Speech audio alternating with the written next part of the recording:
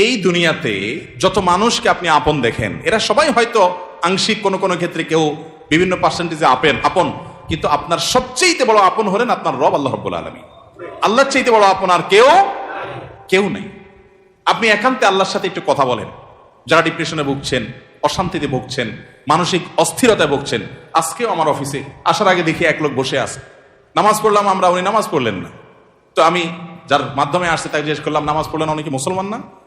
বলে মুসলমান, কিন্তু উনি অন্য জগতে আছে। কি? উনি আত্মহত্যা করবে। আজকের ঘটনা, উনি আত্মহত্যা করবে, উনি হাসছেন আপনারা। এর আগে এক জুমা অফিস থেকে আমাকে ফোন দিল, জুমার নামাজ পড়াইতে ঢুকবো, বলতেছে এক লোক অফিসে এসে ঢুকছে, আপনার সাথে দেখা করবে, সে আত্মহত্যা করবে, জুমার নামাজও পড়বে না, এখন মরার আগে আপনার সাথে একটু দেখা করতে চায়। আমি আছি নারায়ণগঞ্জ, আর সে ঢাকায় অফিসে। ভাইরা আমার, আপনারা হাসছেন। ঘরে ঘরে অশান্তির সমুদ্র চলছে, ঘরে ঘরে মানুষের মধ্যে অশান্তির হাবুডুবু খাইতেছে।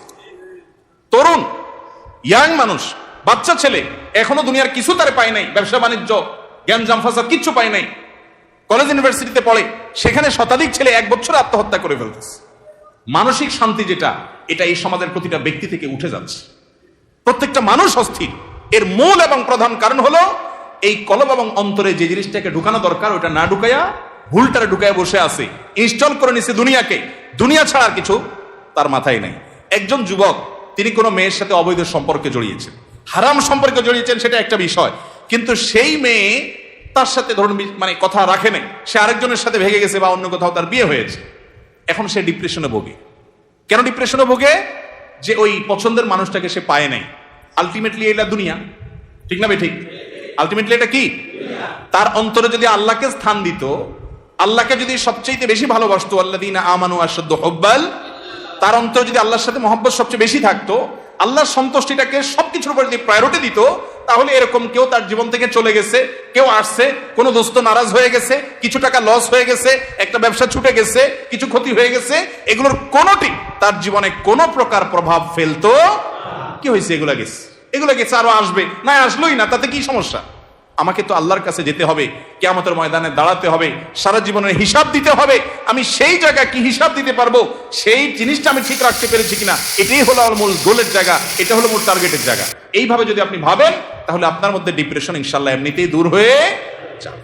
মোহতারাম হাজরিন, অতএব সম্পদ উপার্জন করেন, ব্যবসা বাণিজ্য করেন এবং জাগতিক কাজ করেন, এতে কোনো সমস্যা নাই, কিন্তু অন্তরে দুনিয়াকে নয়, আল্লাহকে স্থান দেন।